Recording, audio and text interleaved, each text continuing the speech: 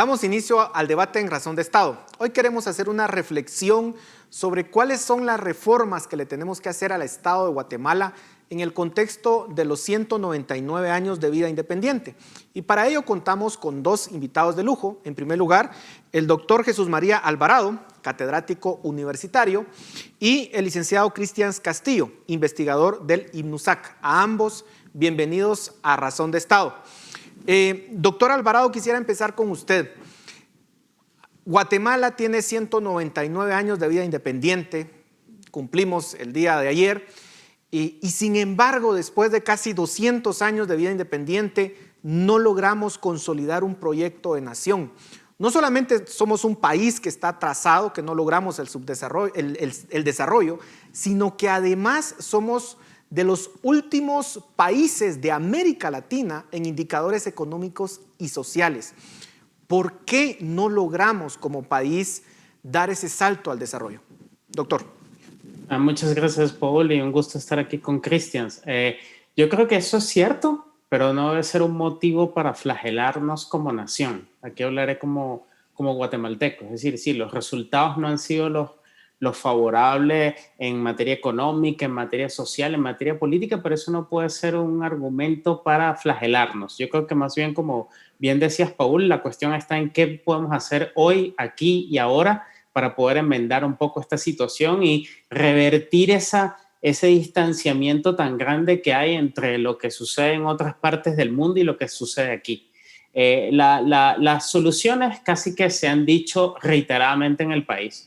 Hay que hacer cambios institucionales profundos, hay que entender y discutir hasta la saciedad cuáles son esos cambios profundos que deben darse y materializarlos. Es decir, pasar también del discurso a cierta acción para que no sigamos también perdiendo tiempo. Perder tiempo significa llevar más gente a la pobreza. Perder tiempo significa estar más atrasado con respecto a lo que sucede en otras partes del mundo. Perder tiempo, es decir, no hacer las cosas que, como tantas veces se ha dicho que hay que hacer, es sencillamente claudicar como nación y pasar básicamente a esta situación que cada vez más se agudiza y que la pandemia solo ha venido a ocultar, que es desesperadas personas que quieren irse del país para buscar otras oportunidades en otros lados. Entonces yo creo que yo diría estar orgullosos de quiénes somos, es decir, estar conscientes de cuáles son nuestros problemas y eso significa decir que hay cosas que están mal, muchísimas cosas que están mal, pero también tener conciencia de que somos nosotros los que debemos dar ese paso para poder hacerla y retomar esta agenda de discusión, que yo creo que eso lo podemos hablar más adelante, sobre qué cosas hay que hacer, imitar las cosas buenas que suceden en otros lados y hacerlas.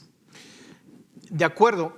Licenciado Castillo, lo que el doctor Alvarado dice, bueno, no nos tenemos que flagelar, tenemos que ver hacia adelante, y eso es importante, pero también tenemos que aprender de nuestros errores y tratar de tener un diagnóstico adecuado de por qué no logramos ese desarrollo y qué tenemos que hacer.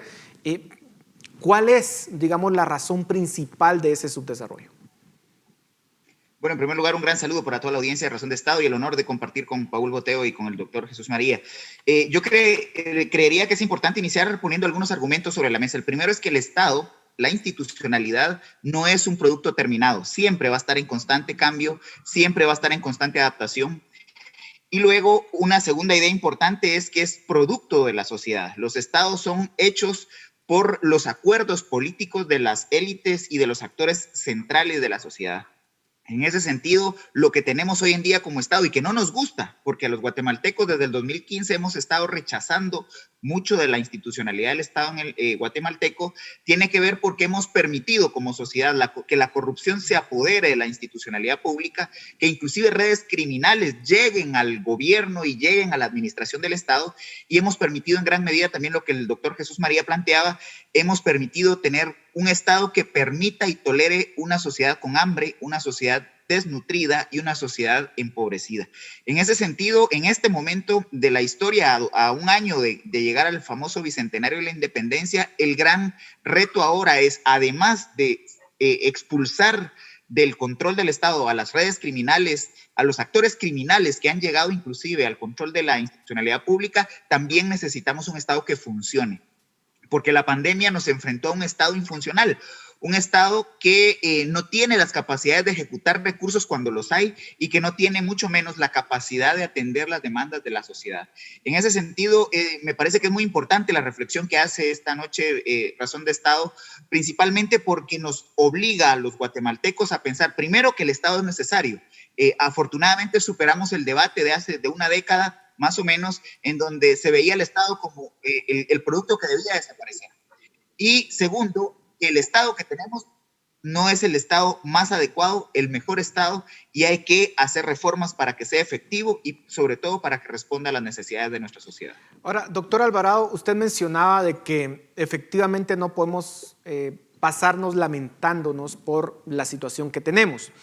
Pero sin duda alguna también hay un extremo en esta discusión en donde básicamente es un sector de la sociedad que es bastante conservador y que no quiere ningún tipo de cambio en el país. Están muy cómodos con la situación actual del país, pero sabemos que hay 50% de pobreza, los índices sociales de educación, de salud del país dan vergüenza. Y la pregunta aquí es, ¿cómo darle sentido de urgencia a las reformas que necesita Guatemala? Porque cada vez la situación va desmejorando y muchos guatemaltecos la están pasando muy mal. Y cuando nos resistimos a esos cambios, pareciera que estamos siendo indolentes con el sufrimiento de millones de personas en este país. ¿Cómo damos ese sentido de urgencia? Yo creo que básicamente lo que habría que considerar, y lo has planteado muy bien, Paul, es, bueno, las personas que la pasan muy mal tienen razones legítimas para quejarse y lamentarse. Ahora, si el discurso nacional completo es vamos a lamentarnos, bueno, entonces se cae en una especie de pesimismo extremo, que es el que uno escucha más o menos en el discurso en Guatemala. Es decir, mucha gente piensa que en todo en Guatemala está mal. Básicamente Guatemala es un país que está casi que condenado a ser un país pobre. Entonces ese discurso yo creo que hay que combatirlo para dar unas esperanzas. Pero por otra parte tienes a las personas que están muy cómodas, es decir, que han sido básicamente por su propia iniciativa, por su destreza, por las oportunidades que le ha dado la vida, han despegado y han hecho contribuciones importantes para el país, y habrá un sector de esa parte de la sociedad, que piensa que básicamente bueno, en Guatemala todo está bien, es decir, no sufren las penurias que sufre la mayoría de las personas. Reconciliar estos dos mundos pasa, en mi criterio, porque las personas que básicamente están en una posición más privilegiada tomen la bandera.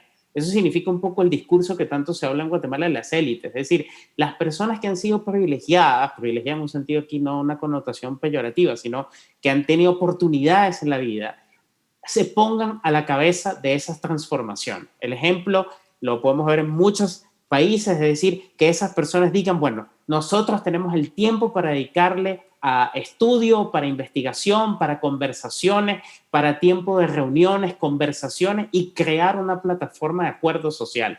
Si esas personas no hacen este esfuerzo de ponerse de acuerdo y también plantear los grandes desacuerdos, porque en todo no podemos estar de acuerdo, bueno, estamos liquidando las posibilidades de una transformación real. Y yo me temo que en Guatemala, lamentablemente, aquí no sé qué piensan ustedes, pero lamentablemente es que no hemos tenido una oportunidad fuerte para tener un espacio real de discusión nacional. No me voy a meter en temas críticos a los poderes públicos, pero si en el Congreso de la República no tenemos ese espacio de gran discusión sobre los grandes problemas del país, bueno, entonces habrá que tenerlo en la sociedad civil. Ahora, por supuesto que tenerlo en la sociedad civil es importante, pero esta discusión tiene que pasar en algún momento a quienes toman las decisiones, que es precisamente en el sector político. Pero los acuerdos en la sociedad civil son importantes, y aquí le quiero preguntar algo, licenciado Castillo. Parte del rechazo de cierto sector de la sociedad a los cambios es que hay grupos también radicales que no están hablando de cambiar los puntos importantes en el Estado de Guatemala, sino que hablan de una construcción completa de un nuevo Estado y en muchos casos con discursos radicales, por ejemplo, de nacionalización de ciertas industrias, que obviamente va a causar cualquier tipo de, digamos, dudas en ciertos sectores de la sociedad y en algunos casos con proyectos específicos muy parecidos a los que en su momento se implantaron en Venezuela y que vemos que llevaron al fracaso a ese país. ¿Cómo hacer para que esa discusión no caiga en esos extremos que puede resultarnos muchísimo peor en términos de las condiciones del país?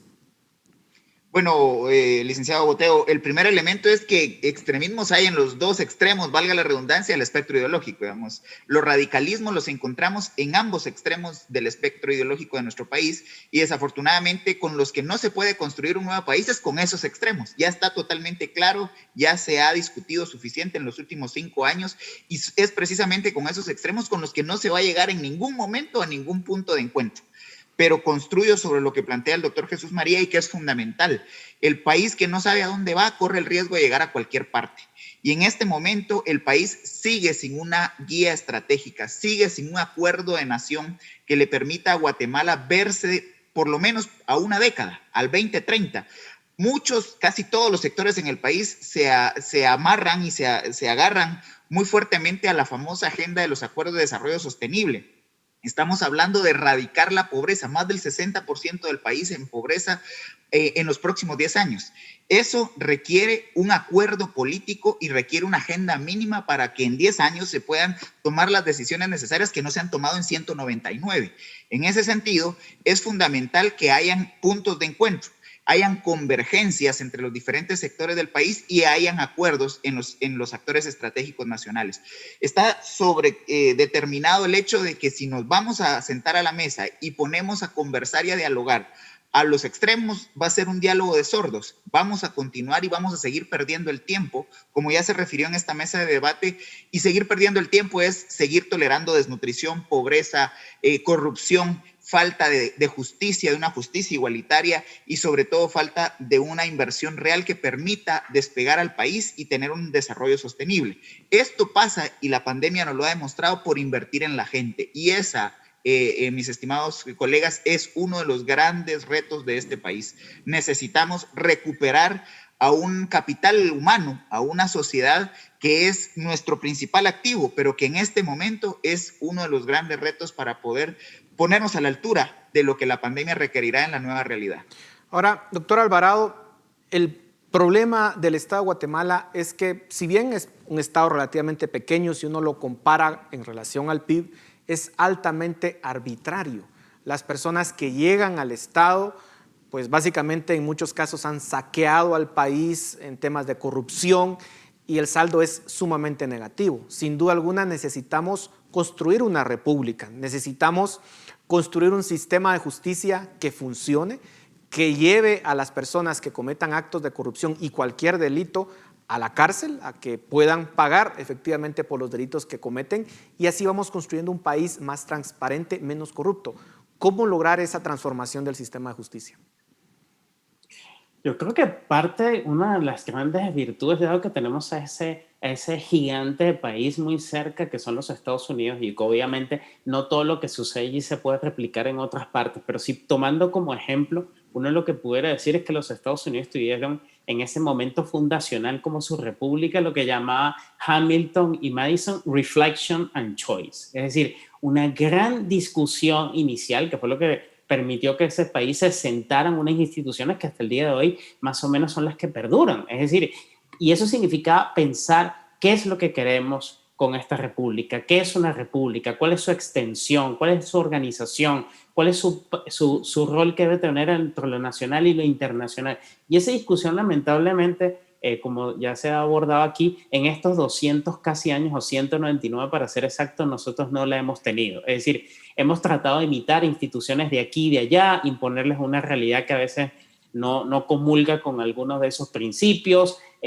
diseños institucionales que no tienen nada que ver con la estructura económica del país, un ejemplo, yo no soy economista, pero imagino yo que cuando uno quiere hablar de una mejor burocracia o una mejor justicia, se requiere mucho dinero para tener jueces bien pagados, para tener burócratas bien remunerados y que no caigan presos de la corrupción. Requiere una estructura económica que sea favorable al mercado y que traiga inversión extranjera y que haya muchísimo trabajo, y no tengamos esta estructura que para mí es básicamente una estructura casi precapitalista, con algunos destellos de iniciativa empresarial exitosos que, bueno, han sido exitosos contra una institucionalidad que básicamente ahoga la iniciativa privada. Entonces yo creo que básicamente cuando hablamos de instituciones y hablamos de estas 4 leyes que yo las llamo los 4 jinetes del apocalipsis, porque están ahí siempre presentes pero no terminan de llegar, que es la ley de servicio civil, la ley del organismo judicial, básicamente las transformaciones que va a haber en la ley electoral y así. Bueno, eso requiere una discusión efectiva, real, sobre cómo esas instituciones, esas leyes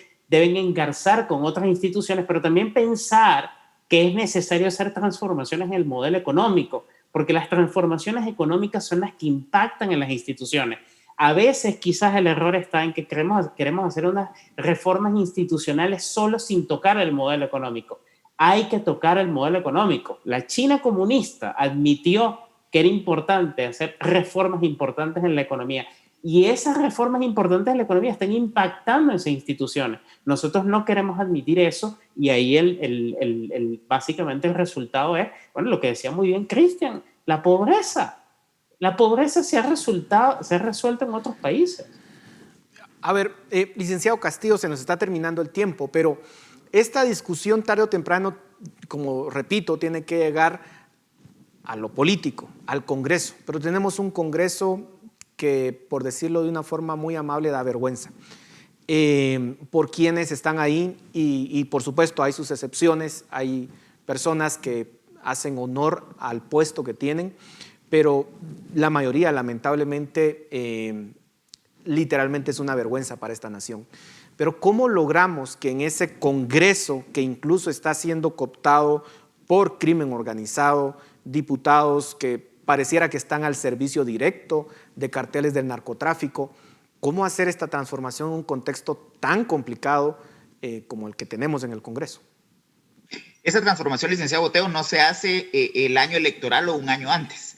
Y es por eso que es tan importante que recuperemos el debate de la reforma a la ley electoral y de partidos políticos. Y eso lo teníamos claro durante la crisis del 2015 al 2019. Sabíamos que el primer paso iba a ser reformar el sistema político guatemalteco, porque de lo contrario los políticos iban a seguir representando a los narcotraficantes, a los negociantes con el Estado, a los que le venden algo al Estado, a las personas que lo que buscan es copar la institucionalidad pública para sus propios intereses. En ese sentido, es lamentable que la sociedad se vaya por las modas. En este momento, la moda es cómo ejecutar los fondos de la calamidad pública de la COVID-19, pero dejamos de lado y dejamos botado el tema de la reforma al sistema de partidos políticos, la reforma al sistema electoral. Necesitamos obligadamente una reforma de fondo al sistema de justicia, y todo eso pasa además por una vocación real de servicio público, porque ese es el otro gran problema, el no haber una carrera administrativa que garantice a los funcionarios públicos de carrera, a los que realmente han decidido en su vida servirle al Estado, que sean valorados y que sean promovidos. El problema es que lo estamos viendo en este momento. Hay oportunistas que a partir de las elecciones, al ganar los puestos públicos, se aprovechan de la institucionalidad del Estado, crean estructuras paralelas a la institucionalidad pública y empezamos a ver a esos aprovechados que lo que hacen es postergar hacia el futuro el verdadero desarrollo de la institucionalidad pública. Es por eso, y es tan fundamental, que podamos tomar decisiones y llegar a consensos en las élites.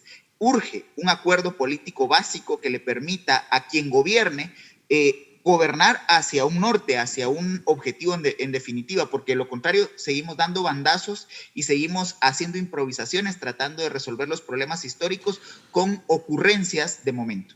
Bueno, se nos terminó el tiempo, lamentablemente vamos a tener que hacer una segunda ronda de este programa para poder ahondar en estos temas, pero muchísimas gracias a los dos por sus comentarios, a ustedes en casa muchas gracias por su atención, esto es Razón de Estado.